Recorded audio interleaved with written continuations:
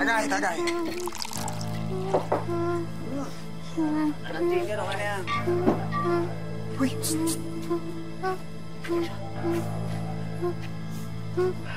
Trisha! Tara, dito. Inom tayo. Ayaw. Ayaw. Uwi na ako. Saan ka ba pupunta? Hindi ka tawagan ng tropa ko. Ayaw. Uwi na ako. Trish naman. Uwi na. Pinapahiya mo ako. Crush na nga kita, ikaw pa maarte. Tara na. Sumama ko na sa akin. Tara! Ayun pare, nakabakanta na. Parang gusto na yata. Yan na! Sinasabi ko, tara na! Watch! Tumalig yan! Ayun na! Ayaw. Ayaw.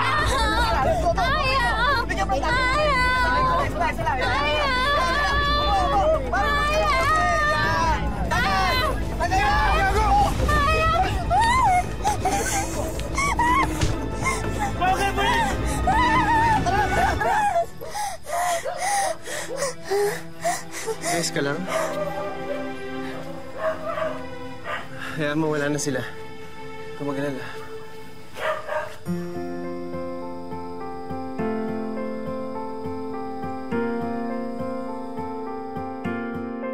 Tampok po namin ngayon ang kwento ni Trisha. Napilit nilabanan ang kanyang karamdaman, ngunit patuloy pa rin ibinagsak ng mga taong itinuring niyang malapit sa kanyang puso. Ito po ang malungkot na katotohanan na dinaranas ng karamihan. Kung sino pa ang mahina, ay siya pa ang lalong kinakawawa. Kung sino pa ang walang laban, ay siya pa ang naabuso. Pero kung patuloy na magpapakatatag at mananatili sa panig ng tama, may pag-asang naghihintay sa ating buhay. Magandang hapon po mga kapuso. Ako po si Vicky Morales at ito po ang Wish Ko Lang. Dahil hindi nakapagtapos ng pag-aaral, minabuti ng mga magulang ni Trisha na bigyan siya ng isang maliit na tindahan upang pag-aabalahan at pagkakitaan. At dahil dito, mas nararamdaman ni Trisha na kahit papano'y nakakatulong siya sa kanyang pamilya.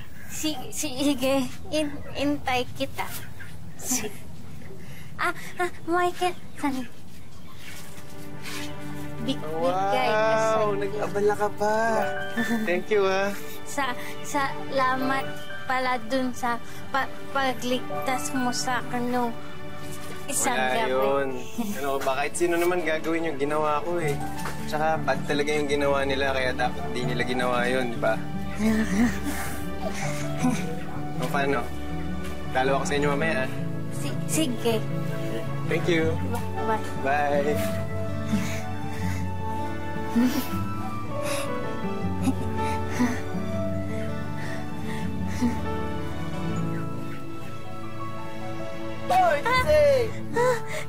Nico, ano ka ba? Eh, nakatulala ka kay Michael eh. Mamaya, ipa ka naman sa mga hangin yan. Tulala ka na forever. Ewan ko sa'yo. Ano? Naniligaw ba yun sa'yo? Ewan.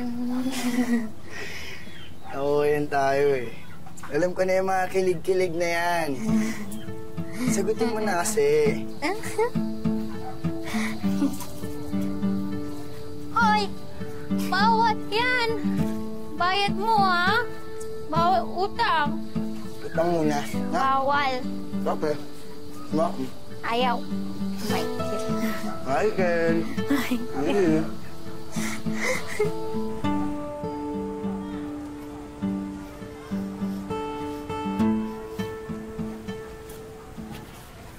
Saan ka pupunta? Nanay, dun sala. Sa sala lang? Nagpalit ka pa ng damit?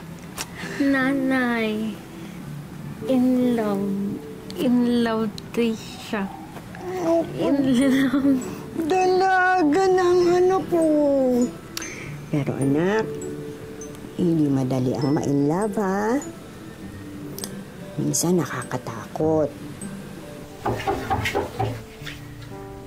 Now po.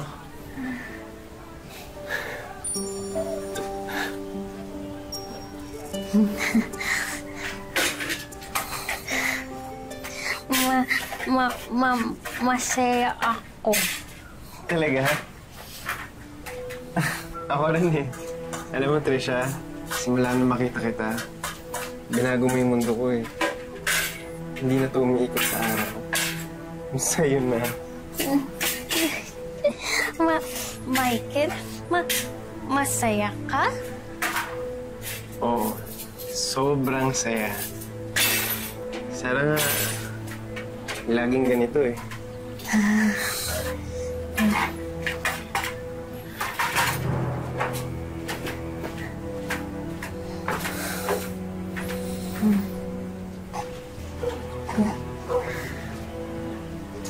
Trisha, bibili muna ako ng load, ah.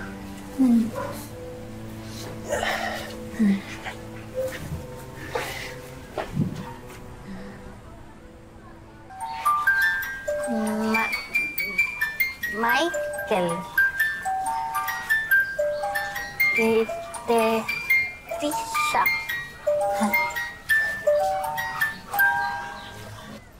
Pautang! Pautang naman ako. Bawal utang. Yabang mo naman. Sige na, isang gin lang. Sige na. Bayad mo, ah. Okay na, sige na. Para ka namang others. Bayad mo, ah. Okay na. Ganda lang ngiti, ah. Ano yan? Ligot mo na ba siya? Sagot? Oo. Dapat sinasagot mo na siya para maging kayo na. Bali, pag tinanong ka niya, ito tagod lang. Pag tinanong ka niya, Trisha, mahal mo ba ako? Ang sagot mo naman, Oo. Mahal. Michael, mahal kita.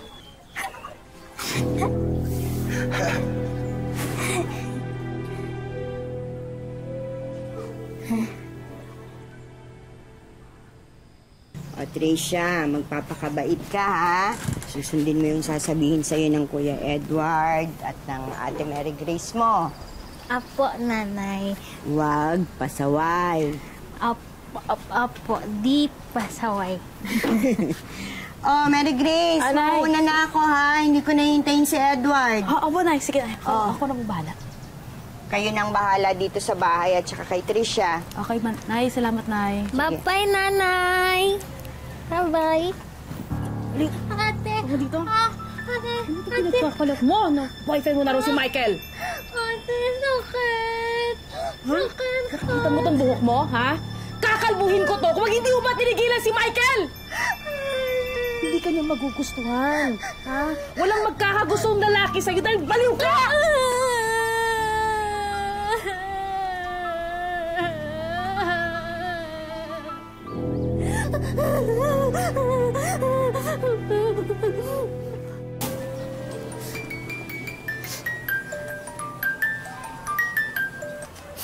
oh, bakit ka ba umiyak dyan?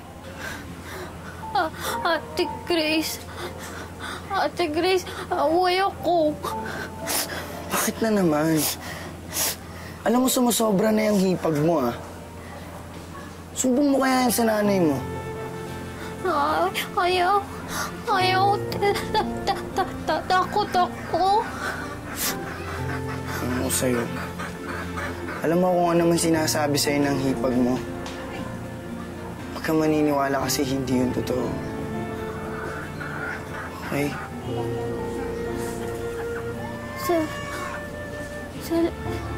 Salamat.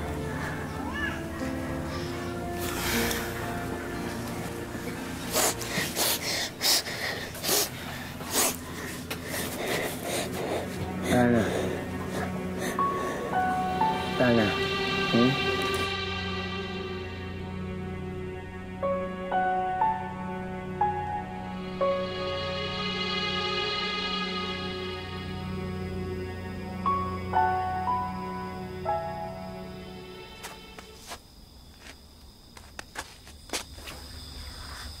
Ma.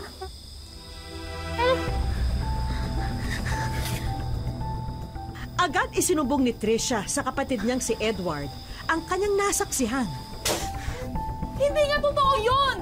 Paniniwalaan mo ba yung kapatid mo? Ano, Grace? Mukha magsisinungaling yan? Bakit magsasalita ako lang nakita? Ewan ko, Edward! Ewan ko!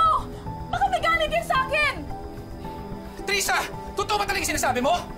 Siya, Ate, kiss Michael. Kiss Sinungaling ka pala! Grace, ano ba? Ano ba naman ako? Sisiraan mo ba ako sa asawa ko? Ikaw nga, sana. Trisa! Tama na! Doon sa tindahan! Sinabi lang doon ka muna sa tindahan eh! Nasabog yung ulo ko sa inyo dalawa! Buwisit na buhay to! Buwisit!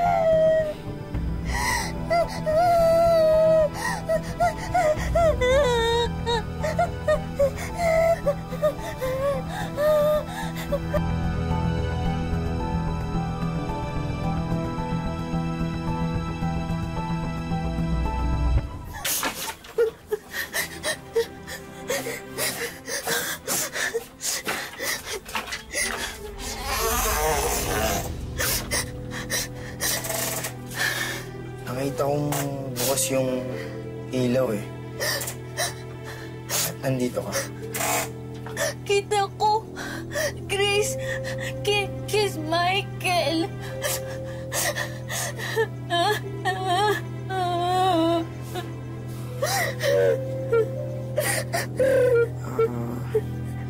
Kailangan na sila, ha? Huwag mo silang pansinin. Silang pansinin, ha? Nico.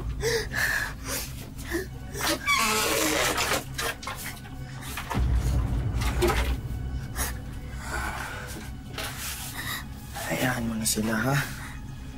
Hindi natin sila bati. Nico.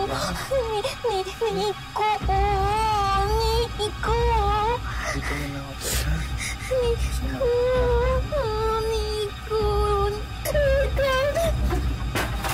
Nico.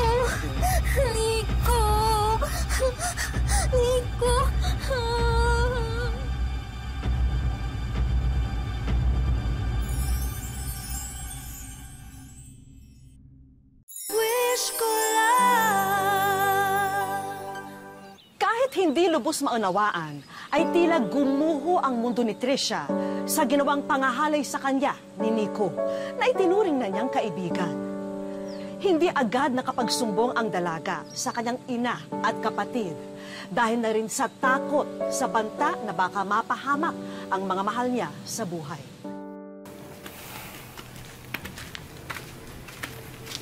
Trisha, anak, bakit wala ka sa tindahan?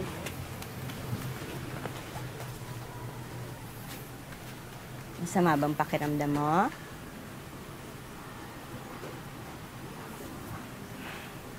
Ano nararamdaman mo, anak?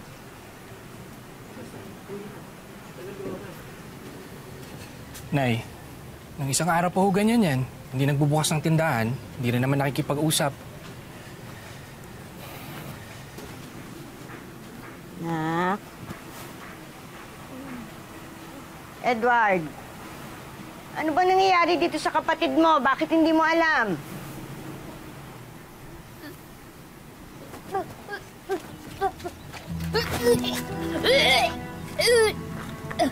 Dahil sa kakaibang kutob ni Maricar, agad niyang pinatingin sa doktor si Trisha para makumpirma ang totoong kalagayan nito. Ano to, Trisha? Ano to? Ha? Buntis ka? Sino gumawa sa'yo nito, ha? Sabihin mo sa akin, sinong gumalaw sa'yo? Sinong umawak sa'yo dito, ha? Sinong umawak sa'yo dito? Ha? Sinong umalik sa'yo? Sinong gumalaw sa'yo? Trisha!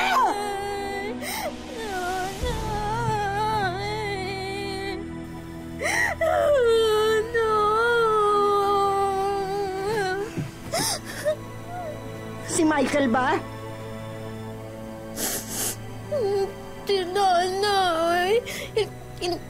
Hindi Michael, nanay. Hindi Michael. Sino nga? Sabihin mo kasi, magsalita ka. Nanay, Takot, Trisha. Takot, Trisha, nanay. Trisha, anak. Andito si nanay. Hindi ka dapat matakot. Sabihin mo, sinong gumawa sa'yo nito? Ano mo kang hayop ka? Bakit mo ginawa ito sa anak ko? Ha? Itinuring ka niyang kaibigan ni ko. Ano naman talaga ni-rape yung anak niyo eh? Ginusto niya yun? Tarantado ka pala eh! Sinungaling ka! Kung patay kita! Ha? Totoo naman eh! Matagal na akong gusto niyang kapatid mo! Ng anak ninyo! Hindi ikaw, crush ko! Michael, crush ko! Ba't ko? Hindi ko gusto ko, Michael! Ba't? Kung ba't ginawa mo ito sa anak ko? Kung ikaw ang may karamdaman, kung sa'yo mangyari yon, araw-araw nakikita ko ang paghihirap ng anak ko. At sa bawat araw na yon, bugbog ng suntok at saksak ang puso ko. Tapos ginanito mo! Sana nga pinatay mo na lang kami! Mare, pag-usapan natin to. Hindi! Ipakukulong ko yung hayop na yan! Mare, ina sa ina, nakikiusap ako. Huwag mo na ipakulong ang anak ko. Tutulong kami kay Trisha. Magbibigay kami para sa panganganak niya. Tutulong kami sa bata. Huwag mo na ipakulong si Nico. Please, nakikiusap ako sa'yo. Patawarin niyo na ang anak ko. Parang awa niyo na. Huwag niyo na ipakulong si Nico, please.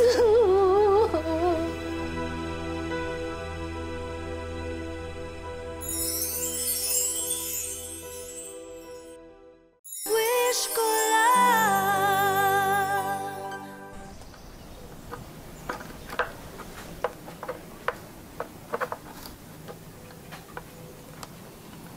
Anak, pwede ba tayo mag-usap?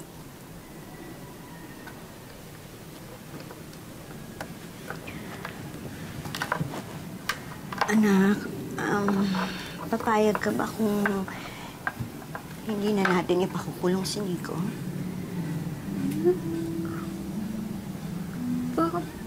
Bakit, nanay? Anak, kasi magagastos tayo kapag itinuloy natin yung kaso. Total, tutulong naman daw sila sa pagbubuntis mo. Lahat ng pangangailangan mo, ibibigay nila. Bakit, nanay? Anak, ayoko na rin kasing lumaki yung gulo eh. Mahirap na. Baka malaman pa ng mga kapitbahay kung ano pang isipin nila.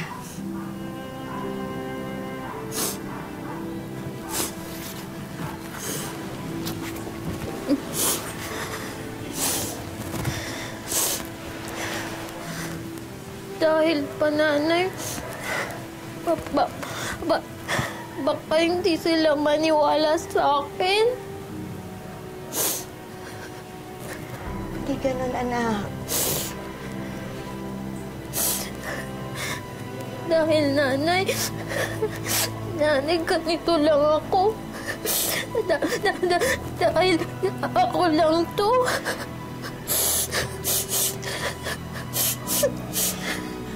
Trisha, anak, hindi. Gusto lang kitang protektahan. Nanay, di ko alam Nico, nanay.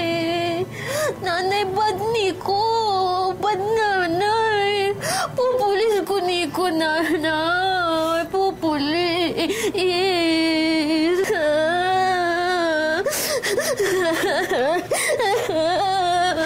Trisha!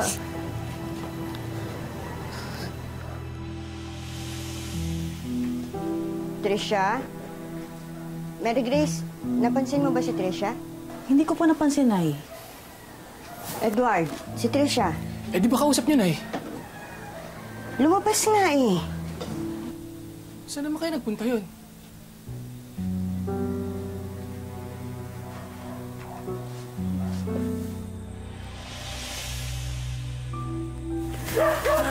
Wala dito si Trisha. Ay, Grace, mabuti pa maghiwa-hiwalay tayo. Tama. Sige, dito ako. Sige, mag-ingat ka, Nay. Susunod.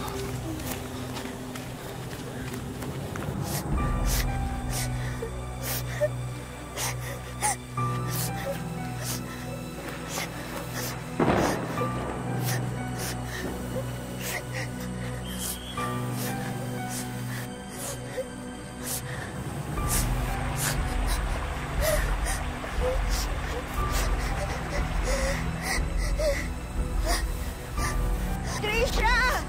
Trisha, anak!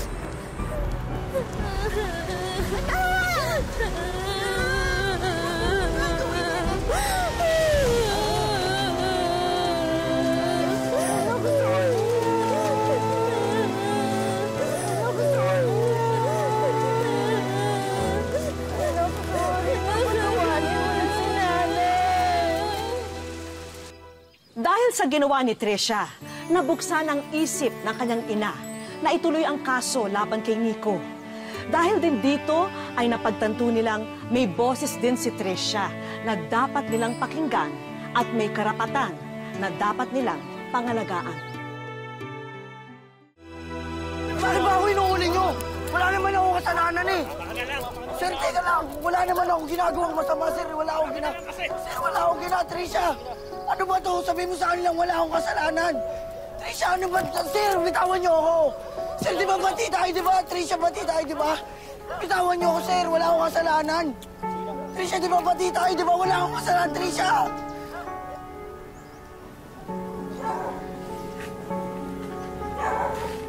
Nay, salamat. Ako ang dapat magpasalamat sa'yo.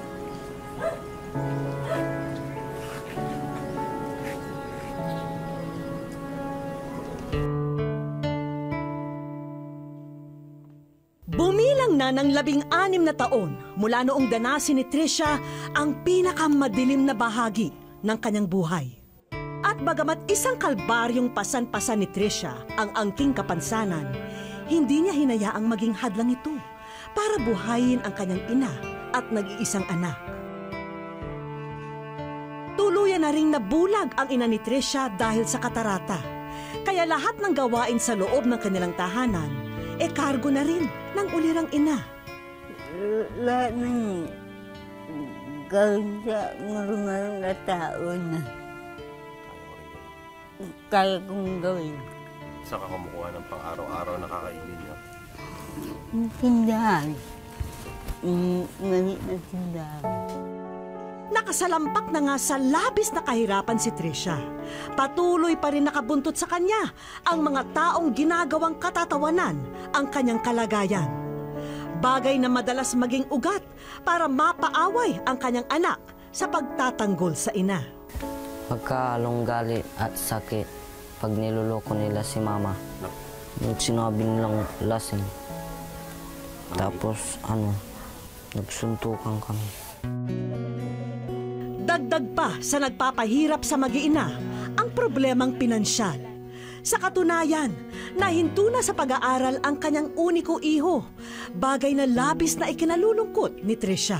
Ang gusto ko makapag-aaral kasi ayaw kong matuwa siya sa akin. Sa ngayon, tanging ang maliit at malungkot na tindahang ito ang inaasahan nilang pamilya. Yung tindahan yung sa aming mag-ina, mahal ko ang tindahan.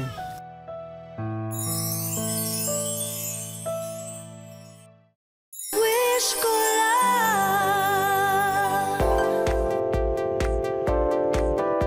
Isang malaking gift box ang namataan ng mga taga-Kalasyaw, Pangasinan na paikot-ikot sa kanilang bayan. Pero ang regalong ito, isang tao raw ang patutunguhan. Walang iba kundi si Trisha. Maya-maya pa'y ipinatawag na namin si Trisha at ang kanyang nakatatandang kapatid. Ilang sandali pa. Matagal na raw niyang napapanood ang aming programa at alam na alam niya ang mga nangyayari rito. Maraming salamat na dumating kayo sa buhay ko. Eto na, Trisha, ang mga handog namin para sa'yo. Sinigurado na naming back to school ang anak mo ngayong taon. Kami po sa Department of Education, respectively in Calasiao 2, under the Alternative Learning System na maibigay po ang iyong wish na makapag-aral ang iyong anak na libre. At para mapatignan ang napabayaang katarata ng ina ni Trisha, ang Local Government Unit of Calasiao ay nakikibahagi sa katuparan ng iyong wish. Kaya kayo po ay makakatanggap ng medical assistance.